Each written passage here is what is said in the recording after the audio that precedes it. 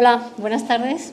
Estoy encantada de estar aquí y le doy las gracias al Media Lab por invitarme a hacer esta presentación y por contar conmigo para ayudaros en estos proyectos que habéis presentado, que por cierto son muy interesantes. Cuando uno se plantea proyectos de procesamiento, de tratamiento de la información, pero con una finalidad muy concreta, de incidir políticamente en un campo por el que estamos preocupados o de mejorar la información que tiene una parte de la sociedad para que pueda participar con conocimiento de causa, vemos que siempre se podía distinguir ese proceso en diferentes fases. La fase de, primero, determinar qué objetivos tengo, y esto lo cuento porque muchas veces el no tener claro los objetivos finales nos crea muchos problemas a la hora de determinar qué información es la que necesitamos y a quién se la tenemos que pedir. Entonces, en primer lugar, importantísimo saber qué es lo que queremos demostrar, cuál es nuestro objetivo último, qué resultado queremos conseguir. ¿Queremos obtener un cambio en la legislación existente? ¿Queremos que los ciudadanos de a pie conozcan cómo se está gastando el dinero público? Exactamente cuáles son nuestros objetivos. Si lo dividimos en esas fases, información, trato esa información, la proceso, a continuación esa información digerida la muestro. Yo ahora lo que voy a hablar es de esa información, de cómo obtener esa información. Porque, estamos muy acostumbrados ahora mismo, en el año 2009, a coger Google, decir, yo lo que busco es esto, a ver, ¿qué puedo encontrar? Y, ¿qué puedo hacer? ¿La puedo utilizar? ¿No lo puedo utilizar? Yo me voy a concentrar en lo que es la información pública, en lo que llevo trabajando ya desde el año 2007, en lo que es información pública entendida como aquella información que se encuentra en manos de los poderes públicos. No tanto, porque es muy común el hecho de decir, si está publicada, ya es pública, ya la puedo utilizar, ¿no? O, si esto ya ha pasado el tiempo en el que los derechos de autor están vigentes, ya ha pasado al dominio público, la puedo utilizar.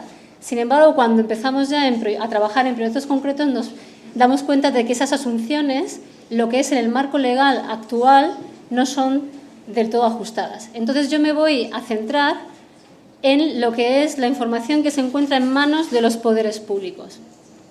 Porque la otra información que haya puesto a disposición un individuo o una empresa privada va a estar sujeta a otros temas y a otros obstáculos mucho más relacionados con lo que es la propiedad intelectual o la propiedad industrial. Si nos queremos plantear este proyecto y que decimos, vamos a ver, tengo que buscar la información. ¿Está esa información disponible? Sí, está disponible. Pero eso nos plantea diferentes preguntas. Primero, el qué. ¿Qué tipo de información está disponible? ¿Se trata de información que pueden ser documentos, contratos, planes estratégicos, memorias anuales? ¿Se trata de datos que estén en una base de datos?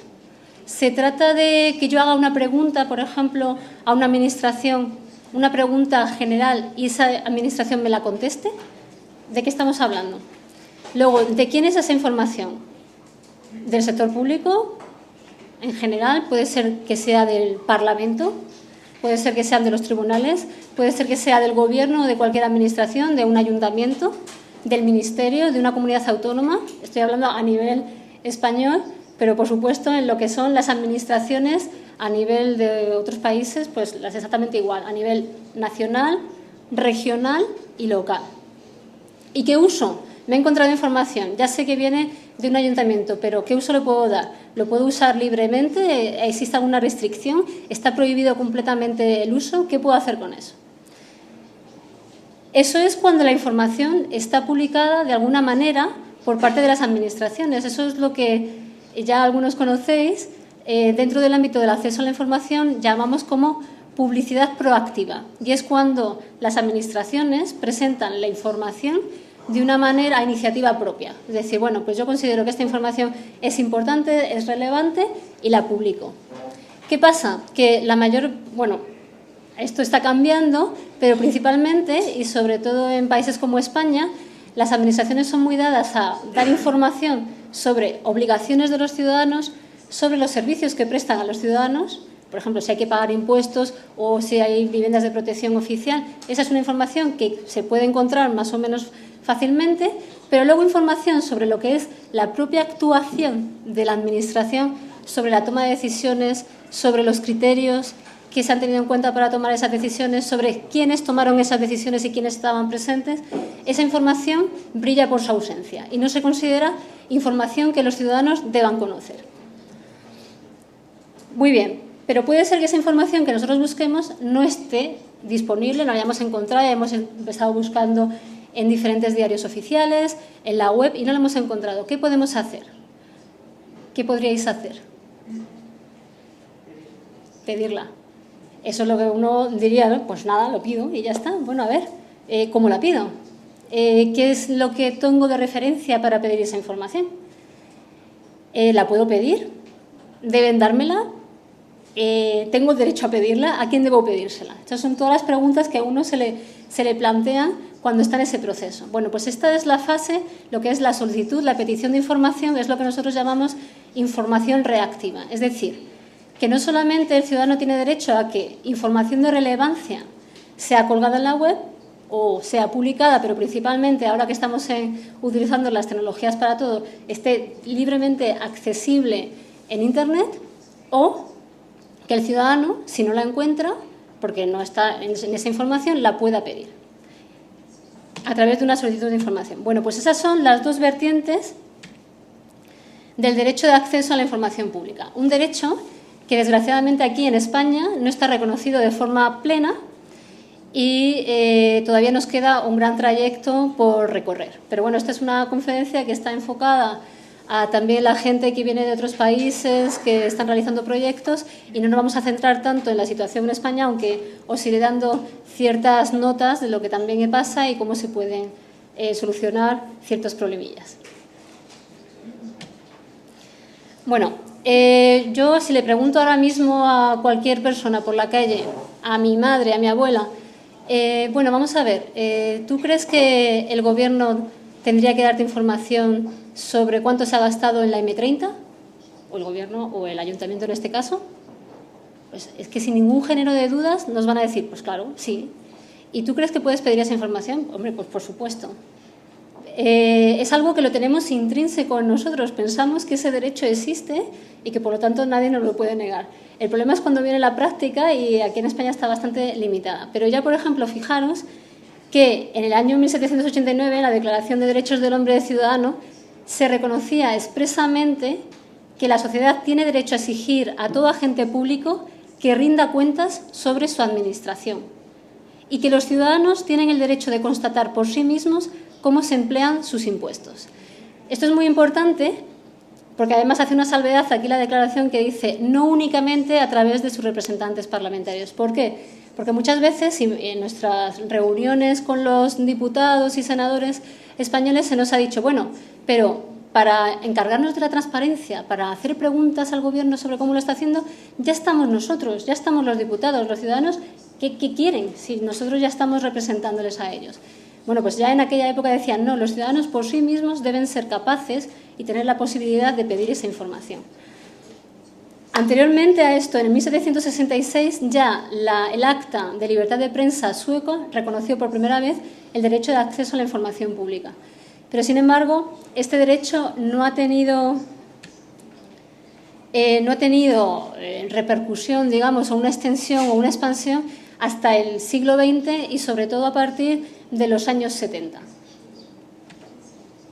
Bueno, esto no pretendo que lo leáis, yo tampoco casi puedo leerlo, pero sí es para contaros un poco lo que ha sido la lucha de todos los movimientos por la transparencia a lo largo de estas décadas. Nos encontramos con que en un montón de textos internacionales, convenios sobre derechos humanos, el Pacto Internacional de Derechos Civiles y Políticos, el Convenio Europeo de Derechos Humanos y Libertades Fundamentales, en todos ellos se recoge el derecho a la libertad de información. Y se recoge que ese derecho implica la posibilidad de buscar información, recibir información y difundir esa información. Lo que pasa es que el derecho a la libertad de información, cuando estos textos fueron redactados, principalmente estaban pensando en los medios de comunicación, en los periodistas que pueden recoger información de allá donde se encuentre y difundirla, y no se quería obstaculizar. Bueno, pues a partir de los años 60, finales de los años 60 en adelante, hubo ya un movimiento en el que se dijo, bueno, si un periodista quiere conseguir información, no es solamente información que se encuentre pululando, sino y principalmente es información también de cómo lo está haciendo el gobierno, etcétera. Entonces, ¿no tendría que estar incluido en ese derecho a la libertad de información y a la libertad de expresión el derecho de poder acceder a esa información y de poder pedir información directamente al gobierno? Bueno, pues esto que parece que es una cosa de perogrullo ha sido una lucha tremenda y no ha sido para nada reconocido en absoluto. Han pasado desde un punto de vista internacional, sí a nivel nacional. En diferentes constituciones se ha recogido, más de 45 constituciones en el mundo tienen recogido ese derecho. Más de 70 leyes nacionales tienen una ley, o sea, han reconocido el derecho como un derecho de todos, pero muchas veces no como un derecho fundamental. Hasta muy recientemente, 2 tribunales internacionales, uno la Corte Interamericana de Derechos Humanos y otro Tribunal Europeo de Derechos Humanos, ellos dos han reconocido por fin que el derecho de acceso a la información pública es un derecho vinculado, ligado directamente a la libertad de expresión y a la libertad de información. Si no puedo buscar la información, no puedo expresarme libremente, no puedo informar a otros libremente. Por ejemplo, en la última sentencia, el Tribunal Europeo, que siempre se ha negado a hacer ningún tipo de reconocimiento de estas características, lo que ocurrió fue que una organización de la sociedad civil, una asociación, la Unión Húngara de Libertades Civiles, pidió información al Tribunal Constitucional sobre un informe que había presentado un parlamentario y se la negaron. Era un tema de drogas y querían saber cuál había sido la posición de ese parlamentario. Se la negaron porque decían que, bueno, que eso era algo que estaba dentro del ámbito de la actuación de ese parlamentario y eran datos personales y no se podía dar esa información. Afortunadamente el Tribunal Europeo dijo, si una administración niega dar información que está a su disposición a un miembro, a una sociedad, a una organización, a una asociación de la sociedad civil, eso es equiparable a la censura. Y eso es no permisible y es una violación del artículo 10 de la Convención Europea de Derechos Humanos. No ha llegado a decir lo que nosotros habríamos querido, una declaración expresa, es un derecho exactamente igual, pero a su contrario se deduce que están reconociendo esa vinculación. Y quiero hacer mucho hincapié en esto, porque en el caso español, por ejemplo, y para vuestras solicitudes de información, en caso de que la hicierais, es muy importante recordarles a los funcionarios que nosotros tenemos un artículo 20 inspirado en esos convenios que reconocen el derecho a la libertad de información y que, por lo tanto, tenemos el derecho a preguntar. Y esto os lo digo porque, por ejemplo, una pregunta que presentamos al Consejo General del Poder Judicial sobre cuántos expedientes disciplinarios se habían iniciado contra magistrados en el año 2007, nos contestaron primero que quiénes éramos nosotros para preguntar eso, que si éramos parte, que qué interés teníamos en saber esa información. Y al contestarles, lo que le dijimos, nosotros no tenemos que explicar por qué interés tenemos, somos simplemente ciudadanos y además nos ampara el artículo 20. Y al final la respuesta fue, habiéndonos reunido, le podemos contestar a su pregunta, los expedientes son 47. O sea, no estábamos pidiendo ni datos personales de qué magistrados habían sido o se les había abierto expediente, ni nada, solamente queríamos saber el número, a cuántos magistrados. Bueno, pues todavía existe una cierta tradición oscurantista en nuestro país que estoy de acuerdo con lo que decía José Luis antes, de que efectivamente se está viendo un cambio, pero todavía nos queda mucho por avanzar. Bueno, estos son los que llamamos los principios del derecho de acceso a la información, pero yo los resumo aún todavía mucho más. Todos tenemos derecho a la información de todos los poderes públicos. Aquí información, a toda la información, salvo algunas excepciones que os contaré. Y además tenemos derecho a preguntar sin explicar ni un por qué ni un para qué. Y esto os lo digo expresamente porque aquí en España sí que se nos requiere explicar el interés y el por qué y el para qué. y a una respuesta clara y rápida, porque la información solamente tiene sentido si nos la dan en tiempo. Si tardan 2 años en darnos la información, esa información ya carece de todo significado. Por ejemplo, aquí en España el plazo para contestar, y encima no tenemos ni siquiera un plazo expreso para el derecho de acceso a la información, sino un plazo general que son 3 meses. 3 meses que además la Administración tiende a ni siquiera cumplirlo porque es que nunca contesta. Con lo cual al final se convierte ese plazo pues, en 2 años o más, porque es el tiempo que se tarda en que los tribunales dicten una sentencia si uno se pone a recurrir en todas las diferentes fases. El plazo medio, en un estudio que se hizo por la sociedad, bueno, el Instituto de la Sociedad Abierta, suelen ser entre 14 días y 1 mes, pero nunca los 3 meses de España. Vale, muy bien. Puedo acceder, pero ¿qué puedo hacer con la información una vez que he accedido? ¿Puedo utilizarla? Entonces, en estos años ha habido un cambio radical, también impulsado desde Estados Unidos, porque ellos llevan más tradición en esto, pero en Europa, cuando se dieron cuenta del gran potencial económico que tenía la información y cómo algunos países europeos estaban utilizándolo para obtener recursos económicos para la administración, decidieron que era la hora de armonizar la situación a nivel europeo para eliminar todos aquellos obstáculos que pudiera haber para la libre competencia. Aquí se ha valorado en que el valor económico de la información que poseen las administraciones públicas en Europa son de 27 millones de euros y, por lo tanto, hay que explotarla.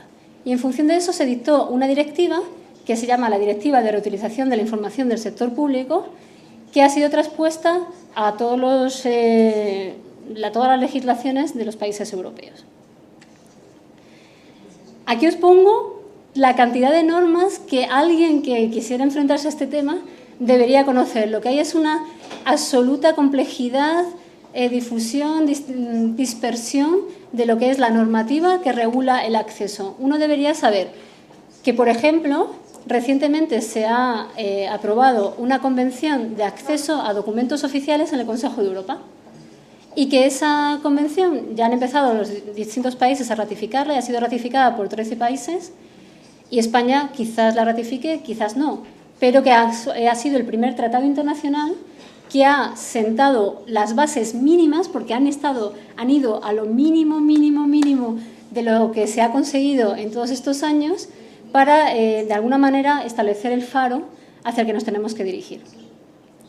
Luego, muy importante, es el Reglamento 1049/2001 de la Unión Europea, que es el que regula el acceso a los documentos, pero de las instituciones europeas. Y este reglamento ahora mismo está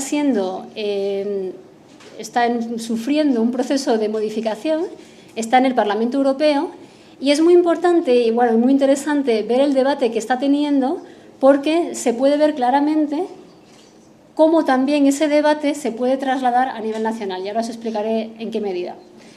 Después de eso están las leyes de acceso a la información, las constituciones y otra normativa, como por ejemplo la derivada de la Convención Aarhus, que lo que regulaba era la información, o sea, el acceso a la información medioambiental, que ahí sí que se ha hecho una transposición casi directa al ordenamiento jurídico y dices, qué bien, ojalá tuviéramos esta ley, pero para el resto de la información que está en manos de las administraciones públicas. Nosotros tenemos esa ley, pero luego hay más normativa en temas de patrimonio histórico, en temas de acceso a los archivos, etcétera, etcétera. Con lo cual complica aún más el mapa, porque dependiendo no solamente de qué, sino del ámbito al que pertenece esa información, la normativa que lo va a regular va a ser distinto y vamos a tener otros obstáculos que ir saltando en el camino. Bueno, es decir, podemos acceder a la información y podemos reutilizarla. Vamos a ver si eso es así en todos los casos o no. Vale, muy bien. En principio, podemos acceder a toda la información, siempre que no suponga un daño a intereses especialmente protegidos, como pueden ser, por ejemplo, la seguridad nacional o la privacidad o intereses de terceros. Por ejemplo, si una empresa se ha presentado a una licitación y ha presentado en su propuesta información sobre la propia empresa, sobre su situación, etcétera, ¿podemos acceder a esa información o no podemos acceder a esa información? Pues depende. En principio, podría decirse que, dependiendo del tipo de información, podría dañar los intereses de esa empresa. Pero eso es así siempre que lo sometamos también a lo que se llama el test del interés público. Muy bien, hemos comprobado que es posible que si damos esa información se produzca ese daño, pero ¿existe un interés público mayor que justifique el que yo dé esa información independientemente del daño que yo pueda causar? Entonces, en este caso, a pesar de eso, doy la información. Esto, que es un mecanismo muy sencillo y que en la Convención se explica muy claramente, sin embargo, en las distintas leyes nacionales no es tan evidente y, por ejemplo, en España no existe, o con matices. Existe, pero con muchos matices. Sin embargo, cuando hablamos ya de lo que es la reutilización, nos encontramos ya con diferentes peros. Muy bien, ¿qué información podemos reutilizar? ¿Toda? No, no toda. Aquella que los organismos del sector público decidan que quieren que se pueda reutilizar. Con lo cual no es el ciudadano el que decide, pues esto estaría fenomenal que se pudiera utilizar y yo sacarle. No, es la administración la que decide. Y además hay una serie de documentos que yo creo que esto os puede interesar bastante, que en absoluto pueden ser reutilizables y a las administraciones no se les puede ocurrir, o bueno, siempre pueden ir más allá, pero en principio eso es como no es aplicable, no están forzadas a que eso sea así. Y son, por ejemplo, todos aquellos documentos que pertenecen a instituciones culturales, como museos, bibliotecas, archivos, óperas, ballets. Se puede entender, por ejemplo, que, bueno, es cierto que si alguien quiere reutilizar un cuadro de Picasso, pues le digan, no, es que el cuadro de Picasso no se puede reutilizar. Pero si el Museo de Reina Sofía tiene información sobre, por ejemplo, las compras de obras cualquiera desde su fundación hasta el día de hoy, los precios, y esa información se quisiera utilizar, por ejemplo, por una empresa que quisiera introducirse en el mercado del arte y facilitar a los usuarios cotizaciones de los precios de las obras, podría incluso solicitarle a Reina Sofía, bueno, yo quiero tener esa información. Pero, ¿sería factible? ¿No sería factible? No lo sabemos, porque tal y como está redactada la directiva, parece ser que son todos los documentos de las instituciones culturales. Parece que no hacen ninguna distinción a qué tipo de documento. Y digo un documento y utilizo el cuadro de Picasso como un documento, como lo pongo entre comillas, porque lo que es definición de documento es cualquier contenido que esté sobre un soporte. Estamos hablando de vídeo, estamos hablando de audio, estamos hablando de quizás bases de datos, ya veremos. Y tampoco van a ser, por ejemplo, reutilizables todos aquellos documentos que estén sometidos a la propiedad intelectual. ¿Qué pasa? Que, por ejemplo, si una administración ha pedido un informe y pongamos que se lo ha pedido a Eva Moraga, y Eva Moraga dice, muy bien, aquí está el informe, un informe sobre el sector cultural en España, perfecto. Pero la administración a lo mejor no ha negociado conmigo lo que la administración puede hacer con ese informe, o si yo doy mi permiso y mi autorización para que todo el mundo pueda utilizarlo. Entonces, quizás yo pueda tener acceso preguntando, por favor, ¿me pueden dar una copia del informe de Eva Moraga? Pero, ¿acaso voy a tener la posibilidad de copiar, redistribuir, difundir, transformar, reutilizar ese informe? No, porque eso está sometido a la legislación de propiedad intelectual. Con lo cual, ahí se queda fuera muchísima información. Por ejemplo, ahora que se está intentando o se ha querido ver si era necesario la modificación de esa directiva, en el informe de la Comisión lo que se dice es que somos conscientes de que, por ejemplo, en Estados Unidos la información del sector público no está sometida a temas de propiedad intelectual y se considera que es reutilizable en todos los casos. La que ellos ponen a disposición, por supuesto, pero esa es reutilizable en todos los casos. Y eso es una de las pegas que le han puesto a la actual normativa. Y luego también muy importante, por ejemplo, información de ese mismo organismo público que no esté ligada al servicio que tradicionalmente hace, sino a otras actividades de carácter, por ejemplo, comercial, que no tengan mucho que ver con su misión de servicio público, como por ejemplo la venta de libros, etcétera, etcétera. Esos documentos es posible que también estuvieran fuera del acceso, de la reutilización.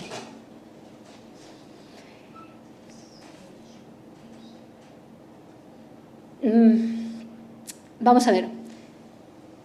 Yo creo que esto es uno de los temas más importantes en el ámbito que nos ocupa, porque es qué entendemos por documento.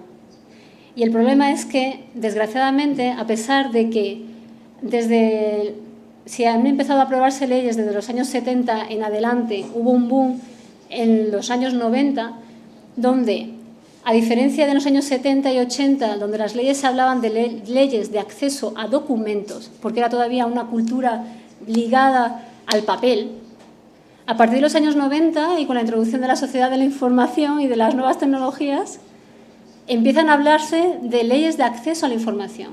Y el concepto y la visión que hay detrás de eso es completamente distinta, porque lo que se dice no es, como por ejemplo puede ocurrir en Estados Unidos, tú tienes derecho a pedir una copia de este documento, sino lo que están diciendo los ciudadanos es, queremos tener acceso a la información, me da igual cómo esté esa información, si está en un documento, si está en una base de datos, si está en un fichero, lo que quiero es tener acceso a esa información.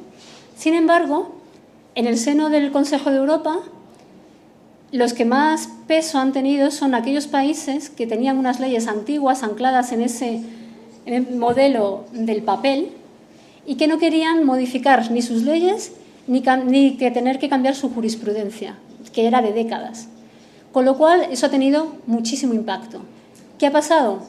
Que cuando llegó el momento de definir lo que era el documento, se volvieron locos. No sabían qué hacer.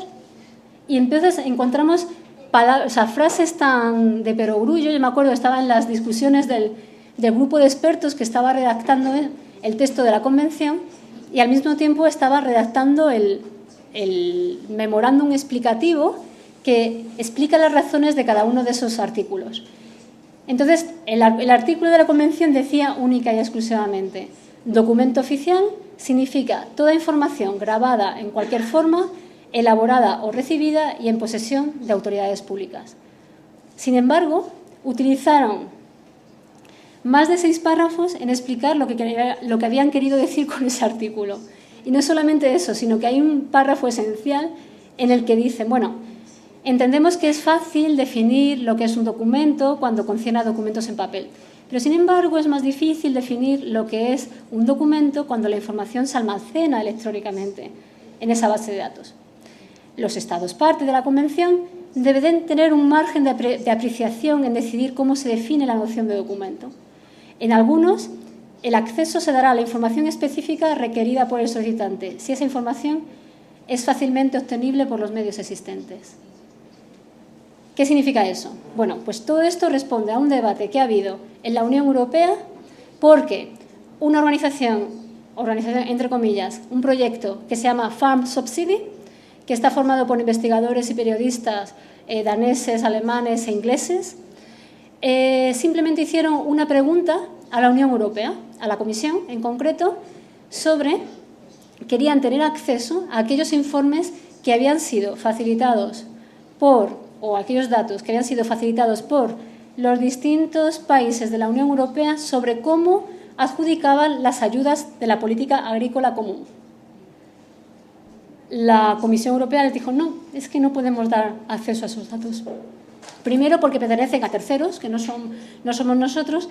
Segundo, porque esa información la hemos volcado a una base de datos y entonces ya no podemos facilitarla, porque es que no podemos extraer esos datos ya tal y como han sido facilitados por los países. Dijeron, sí, bueno, pues lo que vamos a hacer es que, aprovechando las leyes de acceso a la información nacionales, vamos a pedir esa información a los países directamente.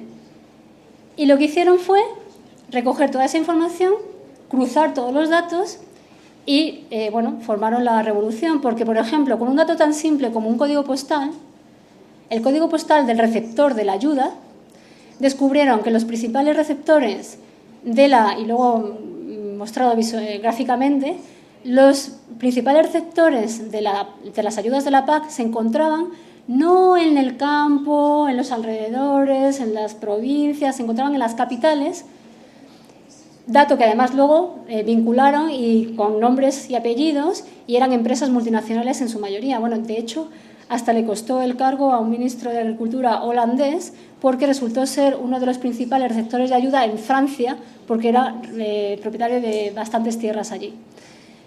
Esto supuso todo un debate en la Unión Europea sobre si las bases de datos son accesibles o no son accesibles, si alguien puede pedir una base de datos completa o no.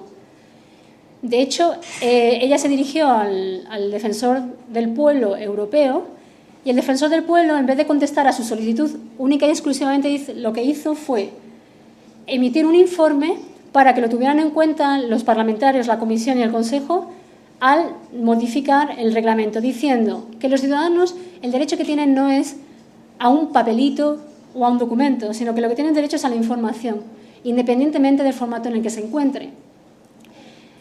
Y en el reglamento, la Comisión, viendo lo que se le avecinaba, lo que dice es que solamente es documento si se puede extraer en forma de una hoja imprimida o en una copia en formato electrónico usando las herramientas existentes, lo cual es absolutamente ilógico, porque es posible que parte de la información en esa base de datos sea la que a mí me interese, y sin embargo las herramientas que se han creado o que se han pensado inicialmente por aquel departamento que lo pensó no reflexionó nunca en que esos datos se podrían utilizar de otra manera. En países como, por ejemplo, Eslovenia, el defensor o el comisionado de la información ha obligado a las administraciones a hacer la programación necesaria para que búsquedas que eran indispensables para dar cierta información al ciudadano se hicieran y se invirtiera el dinero para ello, siempre que no fueran excesivas. Y si nos vamos al tema de la reutilización, y por eso os lo contaba esto, es muy importante el hecho de que se hace mención expresa a que la Administración en ningún caso va a estar obligada a crear ningún documento. Es decir, que si yo pido reutilizar información resultante del cruce de diferentes documentos y eso implica la creación de un documento nuevo, yo no podría tener acceso a la reutilización de ese documento resultado. Luego tampoco adaptarlos, por ejemplo, una base de datos, yo es que quiero, sí, me parece muy bien que exista esa base de datos, pero yo no quiero la totalidad, yo quiero una parte o quiero solamente esto, ¿me la pueden adaptar? No se puede adaptar tampoco. O, por ejemplo, pues eso, facilitar los datos extractos de documentos cuando eso suponga una tarea ingente para la Administración.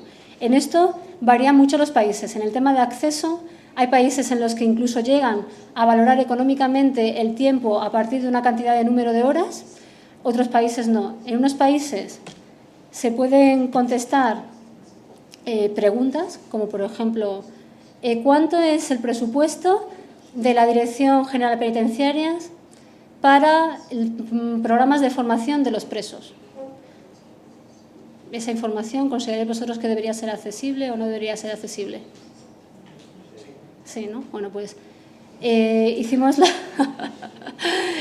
la prueba y no nos contestaron. Entonces nos llamó un programa de radio y nos dijo, oye, mira, nosotros nos dedicamos cuando hay alguna queja de alguna empresa, o sea, de algún ciudadano sobre algún tema de alguna empresa, lo que hacemos es que nos hacemos pasar por un ciudadano anónimo y llamamos a esa empresa para ver lo que nos contestan y eso lo hacemos en directo. ¿Queréis que hagamos lo mismo? Y dijimos, bueno, pues venga, vamos. Y lo hicimos. Y el periodista llamó y hizo la pregunta. Bueno, lo primero es que la primera redacción, pero ¿y usted quién es? Bueno, pues nosotros soy un ciudadano simplemente que quiero saber esa información. Pues esa información, bueno, se lo voy a pasar. Y empezaron a pasar por diferentes departamentos hasta que ya llegó la persona responsable y la persona responsable dijo, pero bueno, vamos a ver, ¿y usted quién es? ¿Pero usted cree que esa información se le puede dar a una persona normal? Pero, ¿y si usted es un terrorista? Pero oiga, que yo solamente soy un ciudadano que quiero tener acceso a esta información. Dice, bueno, pues presente usted la solicitud y ya veremos si se le contesta o no. Eso fue la respuesta que nos dieron. O, por ejemplo, en el Ministerio de Fomento preguntamos que queríamos saber que nos dieran una lista de las reuniones que había tenido la ministra de Fomento con diferentes grupos de presión o grupos de interés. Y no nos contestaban, llamo y digo, oiga, mire, que es que yo he pedido que me dé, por favor, que si me pueden dar una copia de la agenda. En esto que oigo a la funcionaria que le dice a otra, pero que me están pidiendo esto, pero ¿esta información se le puede dar a personas normales? Esta información fue una solicitud que nosotros hicimos porque en el Reino Unido, donde entró la Ley de Acceso a la Información en el año 2005, en el primer momento en cuestión, ¿no? Entonces, simplemente queremos saber con qué grupos, con qué asociaciones, con qué empresas se han reunido, porque creemos que es importante, porque al fin y al cabo muchas de las normas se hacen porque se ha hablado con diferentes grupos de la sociedad que están interesados en distintos temas. No estamos presuponiendo que exista una mala fe o intereses, pero tenemos el derecho de conocer con quién se reúnen porque están influyendo en las decisiones que después a posteriori se van a tomar. Bueno, ya vamos terminando. ¿A quién le puedo pedir esa información? Decidme, ¿a quién se la puedo pedir? ¿A quién querríais vosotros pedir la información? ¿Al Ayuntamiento de Madrid? La Casa Real, ¿cuándo les cambian los coches las empresas, las grandes empresas de automóviles que son gratuitos y los cambian cada 6 meses? Debería ser público, ¿no? Bueno, precisamente ese tema fue, no sé si lo habéis escuchado, el tema de la información sobre la Casa Real. Precisamente por las monarquías europeas, y que muchas de ellas estaban presentes además en el grupo de 15 expertos que redactaron el texto, y metieron una excepción para las casas reales. Y dijeron, bueno, cuando cada Estado ratifique la convención, decidirá si quiere que esta excepción le aplique a la Casa Real o no se le aplica a la Casa Real. Ayuntamientos estarían cubiertos, pero ¿estarían cubiertos los tribunales? ¿Estaría cubierto el Parlamento? En esto lo que ha ocurrido es que, ¿cómo? O las empresas públicas, o como vimos, por ejemplo, sociedades anónimas de capital público, que son entidades del sector público, pero que no son entidades de derecho público, estarían cubiertas aquellas empresas que reciben fondos públicos, organizaciones que reciben fondos públicos, estarían cubiertas aquellas que realizan funciones públicas. Y cuando hablamos de funciones públicas, ¿a qué nos referimos? Estamos hablando solamente, por ejemplo, imaginemos un hospital que se hubiera dado la concesión de ese hospital a una empresa. ¿Estaría esa empresa cubierta por una futurible ley de acceso a la información? La convención, ¿qué es lo que dice? Bueno, vamos a ver, las administraciones van a estar todas. El Poder Legislativo y el Poder Judicial es que no lo tenían claro. Y entonces han dicho cuando ejerzan funciones administrativas. ¿Qué significa lo de que ejerzan funciones administrativas? Pues difícil de saber. Una interpretación aproximada, porque además no lo definen en ningún lado, sería que es, por ejemplo, lo que yo os he dicho, pues a cuántos magistrados se les ha abierto expediente disciplinario o cuántos jueces sustitutos están ahora mismo en la circunscripción de Madrid o tal. Eso serían preguntas que quizás estarían bajo ese paraguas. Y las personas cuando ejerzan autoridad administrativa, que tampoco se define exactamente lo que es. Esto sería, por ejemplo, en algunos países, y aquí ya sabemos que no, pero en algunos países pues, es posible que empresas privadas puedan imponer multas. Aquí, por ejemplo, el Ayuntamiento de Madrid lo intentó y se fue declarado que era ilegal porque no es una administración pública que es la única que tiene la facultad de sancionar. Y después, lo que dice la Convención es que, bueno, y si hay algunos países que quieren ir más allá, bueno, pues que lo digan cuando vayan a ratificar la Convención. ¿Esto qué implica? Que al final, pues muchos de ellos no van a meter a empresas privadas, aunque sean de carácter público o que estén de capital público, no van a estar metidas aquí y va a haber una gran parte, porque además ahora con la tendencia que existe a la externalización de los servicios públicos, una gran parte de esos servicios que van a estar o en una nebulosa y no se va a saber si se le puede pedir esa información o no se le puede pedir. Temas de reutilización. Habla de la directiva de organismos del sector público, Estado, y ahí estamos en cómo definimos Estado. Forma parte del Estado el Poder Legislativo y el Poder Judicial. Cuando lo ha traspuesto la directiva del Gobierno español al derecho español, habla de administración pura y dura, Poder Ejecutivo puro y duro. No habla ni de Poder Legislativo ni de Poder Judicial. ¿Y tenemos que pagar por la información o no tenemos que pagar por esa información? Como principio, en el acceso a documentos, ese acceso debe ser gratis.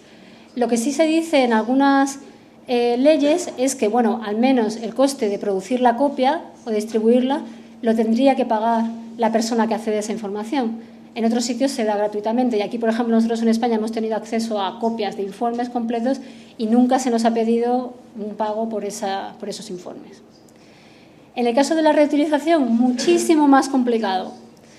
Aunque en el preámbulo de la directiva se recomendaba a los gobiernos que solamente revirtieran en esas tasas que querían cobrar o calcularan los costes marginales, es decir, lo que me cuesta a mí producirlo, y un pequeño margen, al final, una de las principales quejas de las empresas principales que se dedican a la reutilización es que las tarifas no son claras. Muchas veces no se calculan por lo que ha costado el coste de esa base de datos en particular, sino por todo el coste de generación de información de esas entidades y muchas veces es demasiado caro y la inversión es demasiado cara. A mí una cosa que sí que me interesaría es resaltar todas aquellas iniciativas que hay de, muy bien, que las administraciones publiquen información a iniciativa propia, pero ¿qué información es la que queremos que publiquen? La Convención dice, bueno, los Estados que tomen medidas, pero es importante ¿para qué? Medidas para promover la transparencia, la eficiencia de la administración y para promover la participación informada. Es decir, que aquellas clases de información que deben ponerse de motu propio en las webs deben facilitar la transparencia de la actuación de la administración, la participación del ciudadano y la eficiencia de la administración pública. Eso quizás están hablando de las cuentas, quizás.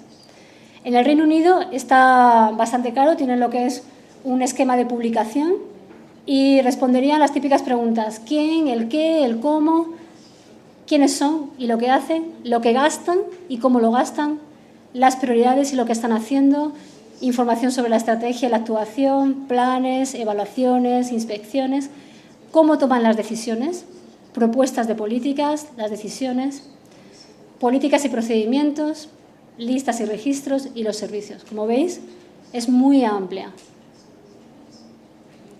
Todavía estamos muy lejos de eso aquí en España. Esto ya para ir terminando, os van a hablar diferentes ponentes sobre otras iniciativas dentro de todo este movimiento Open y muchos de los principios que yo os he hablado que inspiran el derecho de acceso a la información están insertos también en esa filosofía que tanto la Fundación del Conocimiento Abierto como los movimientos de datos del gobierno abierto, etcétera, están recogiendo. Entonces os invito a que le echéis un vistazo a estos vínculos y veáis las similitudes, porque la sociedad civil va en una misma dirección, sin embargo los gobiernos parece que están siguiéndola pero con bastante retraso. Y el derecho ya está todavía, como dirían en Córdoba, por la electromecánica, allá. A modo de ejemplo, os quería contar, ya os he hablado de Farm Subsidy, me parece que es, esta gente son Brigitte After, Jack Thurston, me parece que son los que están haciendo ahora mismo una labor más intensa y más influyente en el seguimiento del dinero de la Unión Europea. Tienen un proyecto marco que engloba los subproyectos que se llama followthemoney.eu y os invito a que miréis porque están haciendo muchísimas cosas para averiguar e indicar cómo se está gastando el dinero y si se podría gastar de una manera más eficiente. Otra iniciativa que me ha encantado, sobre todo por la repercusión, fue Parlorama. Parlorama, no sé si os suena. Esta iniciativa, que si queréis la podemos ver. Sí, media. No, porque esto es un... Espérate. Parlorama y...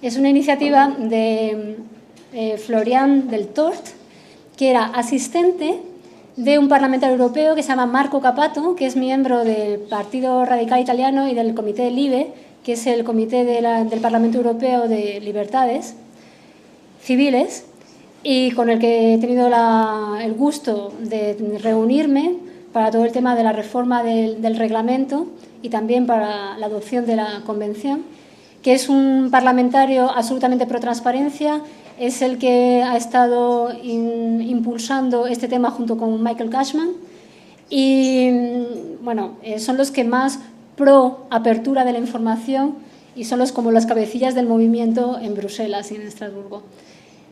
Bueno, pues este hombre, Florian Deltort, lanzó esta iniciativa justo antes de las elecciones europeas y lo que hizo fue, bueno, vamos a ver, ¿qué información me encuentro yo disponible en la web del Parlamento? Bien, conociendo las tripas del Parlamento se daría cuenta de que hay muchos parlamentarios pues, que no asisten a los plenos, que no votan, que no aparecen por allí, etcétera. Y dijo, bueno, pues antes de que voten los ciudadanos europeos de toda Europa, vamos a mostrar un ranking para que conozcan si sus parlamentarios son trabajadores o no. Lo que hicieron fue información que estaba disponible en la web del Parlamento Europeo, procesarla. Aquí podéis ver todos los documentos que se utilizaron, cuentan cómo establecieron el ranking, si estaba presente un 1, si no estaba presente un 0, etc. Y entonces, según el país, se puede ver quiénes son los diputados más trabajadores o menos trabajadores. Por ejemplo, aquí en el total tenemos que la más trabajadora, Marie Panayotopoulos Casiotou. El menos trabajador, Paul Vergès. Este hombre es que no ha aparecido por allí. Vamos a pinchar. Jaime Mayor Oreja tampoco ha participado mucho. David Hammerstein y Nancy Wardans, muy buenos participantes. Ellos sí que han estado mucho por allí. Esto está entroncado totalmente en línea con la web que, por ejemplo, José Luis dio allí en su información de referencia para el seminario, como ellos trabajan para ti, they work for you, No Député, que es una web similar en Francia, otra muy similar en Rumanía, que además supuso un cambio de actitud total de los parlamentarios, porque allí se puso de manifiesto, por ejemplo, quién votaba siguiendo la directriz de su partido y quién no. O sea, se podía saber quién eran los diputados rebeldes, lo cual vino muy bien para los ciudadanos que querían que sus diputados de verdad votaran lo que pensaban, pero claro, para los partidos dijeron, esta es la oveja negra, esta es la oveja negra. Entonces fue totalmente una revolución. O, por ejemplo, en Italia otra iniciativa similar que se llama Open Parlamento, etcétera, ¿no? Bueno, es Paul Vergès, el menos... Solamente ha participado en un 34% de los plenos.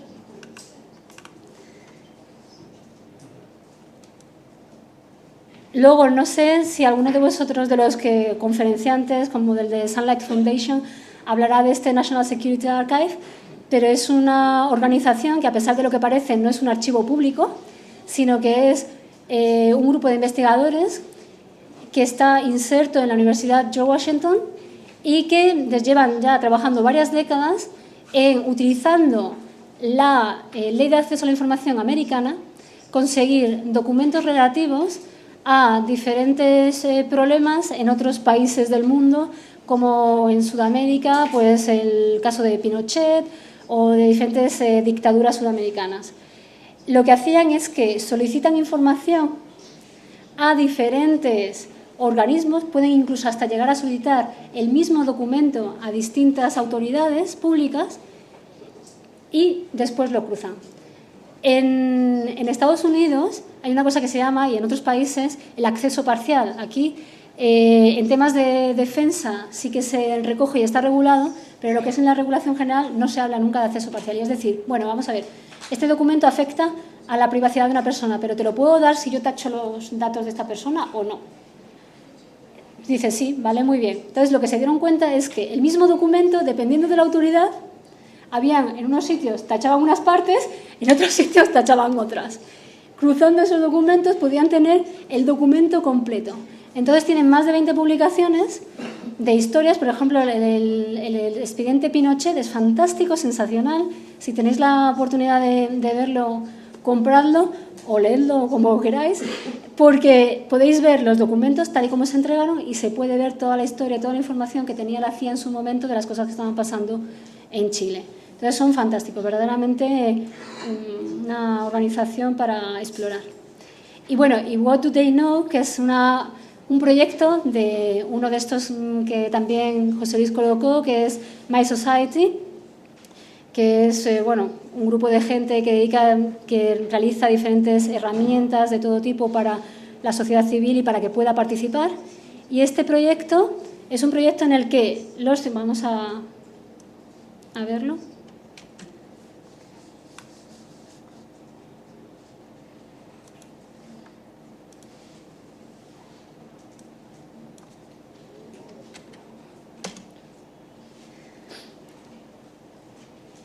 En el que lo que te permite es directamente mandar tu solicitud de información desde esta página web a la institución o organismo de que se trate. Esto en realidad es una redundancia en el Reino Unido porque si yo me voy, por ejemplo,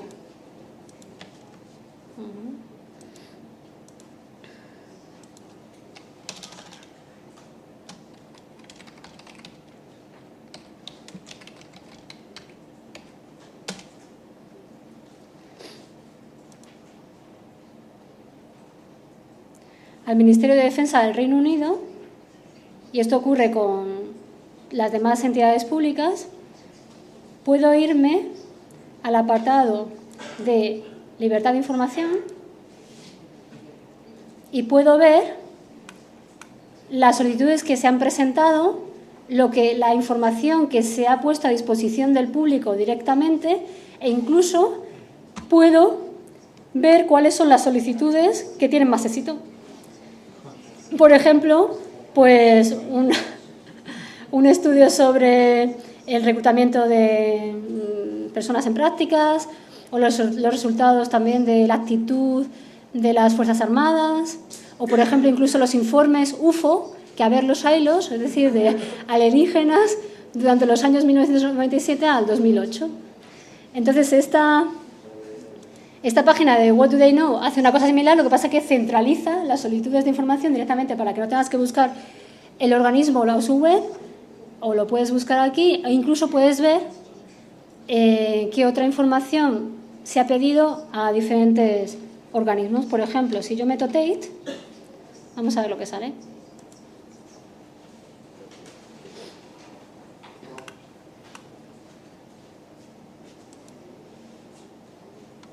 Por ejemplo, se les preguntó el coste de las colecciones online. Entonces te vas a las colecciones online, o por ejemplo, el número total de obras de arte en las colecciones Tate, o los fondos recibidos de BP como de patrocinio. Esta se ha rechazado. Vamos a ver por qué se ha rechazado esta.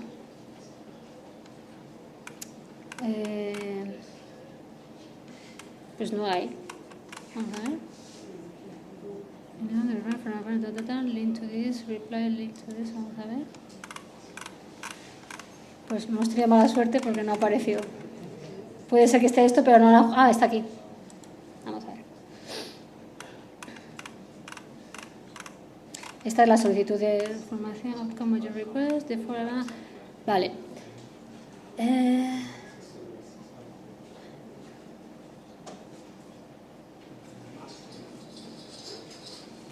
Dice aquí en conclusión, si la Tate diera esta información, estaría violando la obligación contractual y el mantener un ambiente de confianza y de buenas relaciones con BP, que es uno de nuestros patrocinadores clave, y por lo tanto no podemos dar esa información. Esa sería la respuesta. Pues como veis aquí se puede tener más información. Bueno.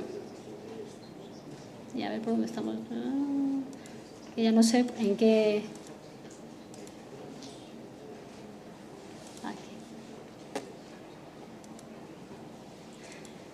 Bueno, pues estos eran los ejemplos que os quería contar, y me gustaría que os quedarais con esa pregunta de, ¿pero esa información se puede dar a personas normales? Porque eso es un poco la atmósfera que se puede respirar aquí en España todavía.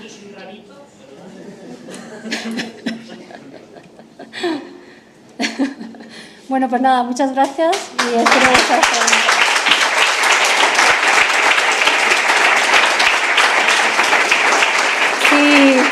Si tenéis cualquier pregunta, duda que tengáis, lo que sea, mi correo electrónico, no sé si se ve, es evamoraga@gmail.com y nada, a vuestra disposición para lo que queráis.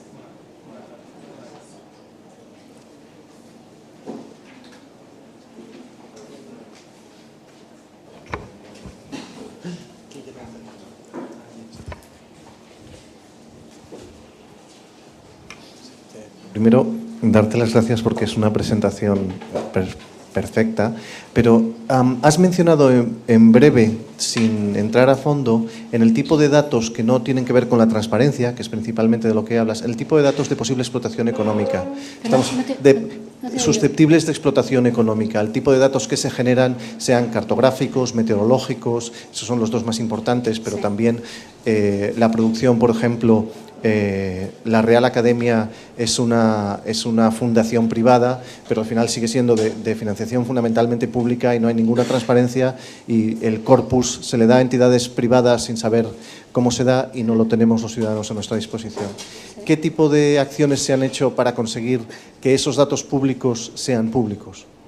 Claro, de hecho, por ejemplo, una de las quejas principales con respecto a las directivas y leyes de reutilización de la información, más que sobre la directiva y la ley, sobre cómo lo están aplicando los organismos públicos, es que a pesar de que se establecía que los acuerdos exclusivos estaban prohibidos y había una moratoria hasta el 1 de enero de 2009 para esa prohibición, sin embargo todavía se seguía haciendo acuerdos exclusivos con bastante frecuencia con determinadas empresas, porque hay una especie de cláusula de escape dentro de la directiva.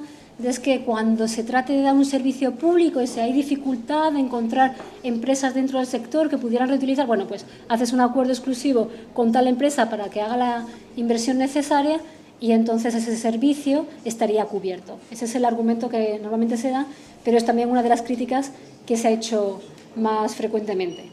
Entonces, ¿qué acciones se están tomando? Bueno, pues principalmente en el ámbito de la Convención del Consejo de Europa hubo toda una movilización de cientos de organizaciones de la sociedad civil que lo que decían es, bueno, vamos a ver, si ya hay muchísimas leyes de acceso a la información pública que han dado un paso más allá y que han puesto muchos datos a disposición, ¿por qué estamos poniéndonos los mínimos en lo menos que se puede dar, en lo que sería la regulación en Francia o en Italia o en países más, como he dicho antes, ligados al papel? ¿Por qué no nos vamos más allá? Y una de las quejas, y ahí precisamente nos estuvieron apoyando parlamentarios europeos, entre ellos Marco Cappato, y hubo una declaración del Parlamento Europeo, es todos los poderes, legislativo y judicial, deben estar incluidos, pero también entidades privadas que realizan funciones públicas, entidades privadas que reciben fondos públicos, eso debe estar incluido. ¿La Real Academia realiza una función pública o no realiza una función pública? Sí, ¿no? Pues, ¿por qué no vamos a poder pedir información? El problema es que la Real Academia es una de esas instituciones culturales. Entonces, las instituciones culturales, de hecho, encargaron un informe sobre si podría pensarse en la posibilidad de reutilizar la información del sector cultural. Y la conclusión a la que se ha llegado es que por el momento no se va a cambiar la directiva porque trae bastantes dificultades y se ha recomendado que no se haga. Entonces, en este caso, la Real Academia podría estar debajo de esa excepción y, por lo tanto, los documentos que ella posee no podrían ser reutilizables. Entonces, ahí es muy importante que hagáis la diferencia entre lo que es acceder como ciudadano a información que tengan organismos públicos y otra cosa es reutilizarlos, ya sean con fines comerciales o no comerciales, esa información. Y dependiendo de una cosa o de otra, el régimen también es distinto. Y ahí es un poco lo problemático del tema. ¿Por qué? Porque, por ejemplo, en países que ya tenían leyes de acceso a la información, como por ejemplo en Bulgaria, en Portugal, en Eslovenia, lo que hicieron es, bueno, pues es tan claro el vínculo entre una cosa y la otra, que lo que hacemos es que modificamos nuestra ley de acceso a la información, le introducimos normas relativas a la reutilización y perfecto, porque es el acceso y el uso que yo hago con la información. ¿Qué pasó en España? En España, que no teníamos ley de acceso a la información pública, resulta que tenemos antes la ley de reutilización antes que la ley específica de acceso a la información. Transponemos, plaf, y sin que hubiera ningún debate sobre la necesidad de tener un marco normativo general, global, del que colgaran otras leyes que se han ido aprobando en estos últimos años, como por ejemplo la Ley de Servicios de Sociedad de la Información, la Ley de Acceso Electrónico de los Ciudadanos a la Administración o la Ley de Acceso a la Información Medioambiental. Y brevemente, solo, esta es muy breve, eurodiputados, europarlamentarios españoles que estén a favor de la libre reutilización de datos con fines comerciales, ¿ahí existe alguno que sea al que podamos votar? Básicamente es circunscripción única, si nos dices que hay uno ya tenemos una razón para votar a uno. David Hammerstein, pero no sé si ahora mismo está todavía en el Parlamento, sé que soy una persona pro transparencia y ha ayudado mucho a los colectivos dedicados a los temas medioambientales. Con él sí que yo entiendo que es uno de los parlamentarios más abiertos. Ignasi Guardans, cuando lo era, también era una de las personas más abiertas. Todos aquellos parlamentarios que se encuentran en el comité, no todos, pero gran parte de ellos del Comité LIBE, que es uno de los comités más abiertos y pro transparencia, son los más dados a ello.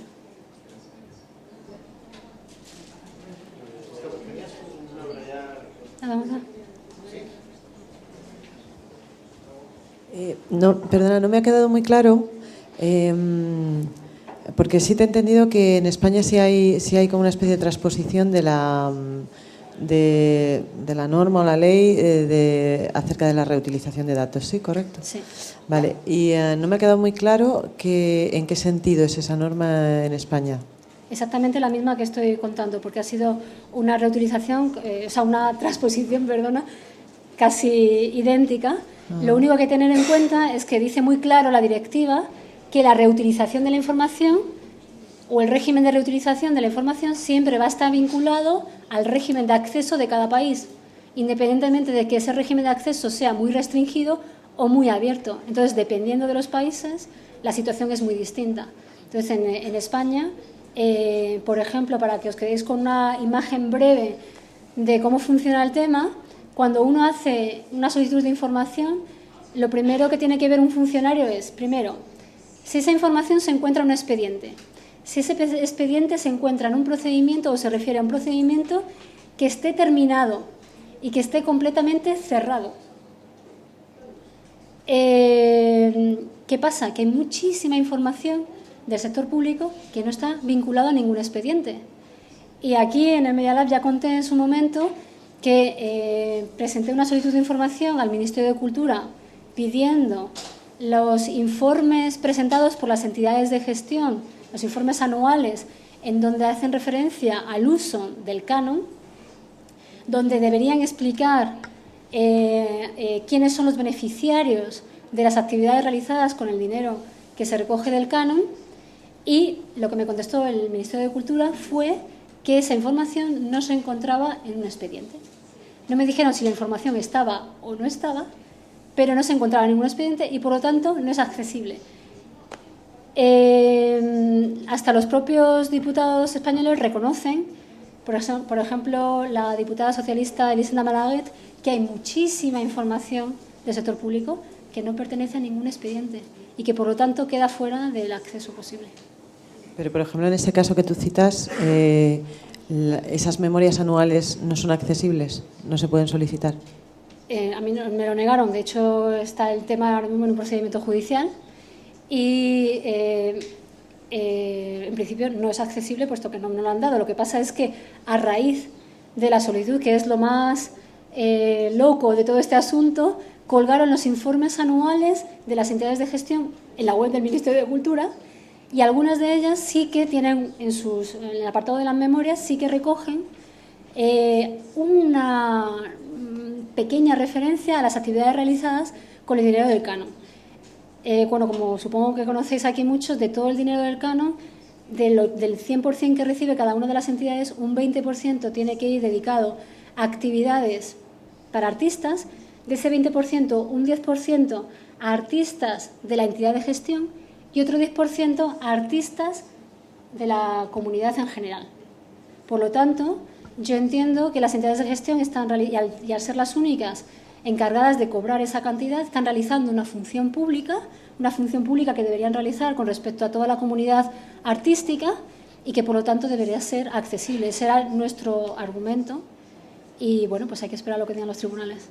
Y ya la última, muy breve, que es a donde yo quería ir a parar. Si bordeas la legalidad en el sentido de que, bueno, pues en muchas ocasiones te sucede que tienes acceso a información de manera extraoficial o por vínculos de confianza. Si tú utilizas datos o para realizar datos a los que accedes de esa manera para realizar balances, informes o lo que sea, con un carácter político o de análisis político, ¿qué consecuencias puede tener? Si no citas la fuente, si citas la fuente, es decir, ¿cómo funcionas en ese ámbito? En la ley lo puedes ver que cuando se pone información a disposición, lo que dice es que cuando un organismo público decide poner información a disposición de los ciudadanos para su reutilización, debe decidir en qué condiciones. Una de esas condiciones puede ser el citar la fuente, otra de las condiciones es no alterar la información. Entonces, depende de las condiciones que hayan ligado o vinculado a esa información, así es el uso que se puede o no se puede hacer. Otra de las reivindicaciones es que, y uno de los comentarios que llama mucho la atención en ese informe de la Comisión, es que el contraste que existe entre los países europeos y en Estados Unidos a la hora de la reutilización posible de esa información. Y cómo aquí se estaba limitando muchísimo los casos de la reutilización. Entonces, no te puedo dar una... Depende de la información que estés tomando, de las condiciones que estén anejas a esa información.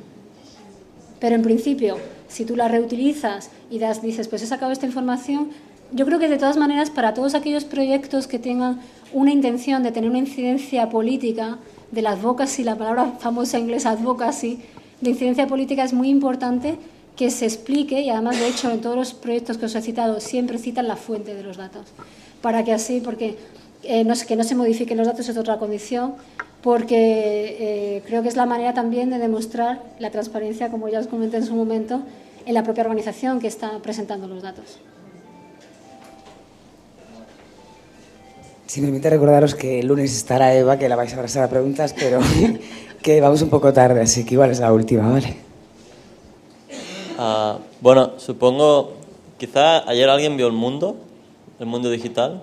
Bueno, no sé si visteis que tenemos un proyecto que salió ayer, el inspector y el manager, contra las GAE. Bueno, quería preguntar una cosa que yo creo que con Joan Jouvet lo hablamos y creo que es un poco ilegal, y es el tema de la base de datos de SGAE. Es que si leéis el texto legal del principio dice que no se puede utilizar de ninguna manera el nombre del artista y las canciones que están registradas ahí dentro. No estoy hablando de la canción en sí, sino los datos de que Ramón Zin está registrado en las GAE. Sí, pone que no puedes usar esa base de datos para nada. Sí. Con lo cual cosa no puedes usar. Esta mañana lo explicaba y creo que bueno, tú me puedes confirmar. Pero bueno, con Ramón Jouvet es el abogado de Barcelona que ha puesto una querella contra el Estrasburgo a modo particular, por los CDs, por el canon. Y bueno, básicamente es que no se puede usar esa base de datos, y de hecho la cerraron después de que empecé a usar un crawler para copiar toda la base de datos interna, porque bueno, las GAE tiene el buscador y luego tiene ya el detalle de las canciones. Entonces había una tontería que era que la ID era lineal, la ID de las canciones era lineal, y empecé a hacer un crawler que copiaba los 6 millones de canciones que había, todos los datos que había dentro de las canciones. O sea, quién era el propietario de las canciones, quién es todo. Y ahora han puesto un captcha para parar el crawler. No es el mejor captcha que hay, pero se podría pasar, pero no lo he pasado de momento. Básicamente lo que digo es, o sea, la VGAP tiene otro sistema, el VGAP da el nombre de los artistas, entonces, ¿cómo podemos hacer para que esta gente nos dé nos dé acceso a la base de datos directa? Porque ellos pretenden cobrar por un grupo de artistas que no dan la base de datos. Entonces, eso es un poco... O sea, ¿cómo se podría hacer un texto legal? Pero ¿cómo se puede...? O sea, la pregunta sería, después de irme por las ramas, ¿cómo se puede cobrar por algo que no puedes saber? Porque eso es lo que pasa, ¿no? O sea, ellos dicen que el catálogo es orientativo y no fiable. Eso lo pone en la portada del repertorio de las GAE. Y entonces dice que no puedes usar su base de datos ni la puedes copiar, con la cosa ahora el manager más que nada es una herramienta de automatización de la detección de música de las GAE. Con Martina estamos acabando el software acabado para poder automatizar de forma automatizada con ID3 metadatos de música y con Audio Fingerprint detectar la música de tu ordenador que está en las GAE, pero no podemos mantener una base de datos en el programa. Tenemos que pedir a consultar a su página porque no podemos tener la base de datos copiada suya, porque estaríamos infringiendo, en el momento que distribuyésemos el software, estaríamos infringiendo una legalidad contra ellos, en teoría. ¿Me entiendes el problema o...? Que sí que lo entiendo, pero es que aquí estamos tocando temas de propiedad intelectual, temas de la regulación del funcionamiento de las entidades de gestión, temas sobre lo que significa ser una entidad de gestión, la forma jurídica que tiene eso. Estamos hablando, una cosa es que nosotros entendamos que en ciertos aspectos de su actividad están realizando funciones públicas y otra es que lleguemos a decir que son entidades públicas, porque no lo son.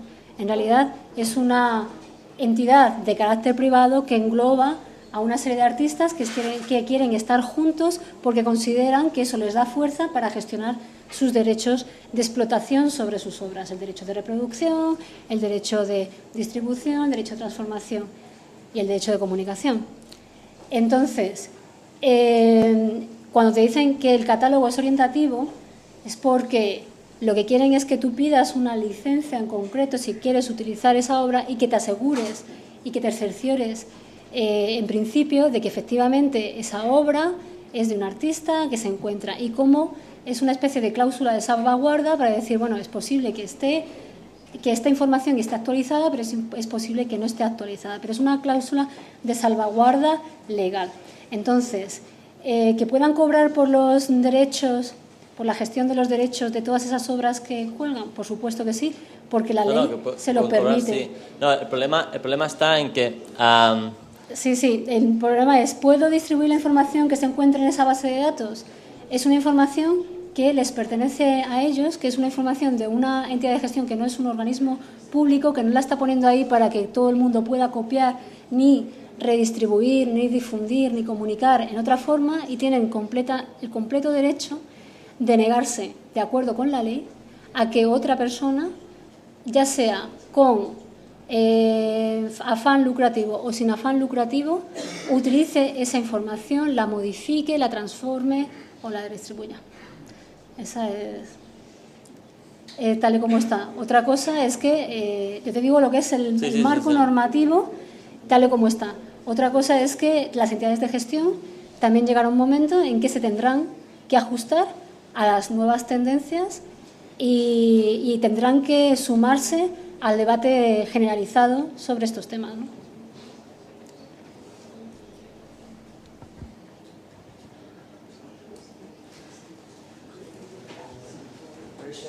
Solo no me ha quedado muy claro la parte de redistribución porque tengo menos conocimientos que en acceso, pero confirmar solamente, ¿tendríamos entonces que pedir a la administración en el momento en el que pedimos el dato que también se manifiesten sobre posibles usos de redistribución de ese dato? Cuando vosotros pedís, por ejemplo, en esa solicitud habría que decir En esa solicitud habría que decir, mire, yo quiero que me den las bases estadísticas, pues, que recojan datos meteorológicos de Añover del Tajo durante los últimos 6 meses. Y lo quiero porque quiero reutilizarlo para hacer un programa. Entonces, porque en la ley española lo que se dice muy claramente es que va a haber información que directamente las administraciones pongan a disposición del público sin ningún tipo de condición, otra información que la sometan a licencia, para las cuales hay que pedir una licencia y el modelo de licencia debe de ir vinculado a la información cuando se publique, y otra forma es solicitarla directamente. Entonces tú podrías solicitarlo y cuando te contesten te tienen que decir bajo qué condiciones puedes reutilizarlo. Si no dicen nada, porque no se lo has preguntado en la solicitud. Pues si no, si no dices nada, en principio yo creo que te ampararía un poco también, te podrías amparar en el preámbulo de la Directiva de Reutilización, y que es lo que se pretende es que se redistribuya la información pues, lo mejor posible y cuanto más mejor. La directiva no es de obligado cumplimiento. La directiva es la directiva. Una vez pasado el plazo de transposición, Sí, pero el preámbulo... digo como principio inspiración de la interpretación de la normativa, que al final los tribunales también lo utilizan, ¿eh? De eso tenemos que irnos luego al caso concreto siempre.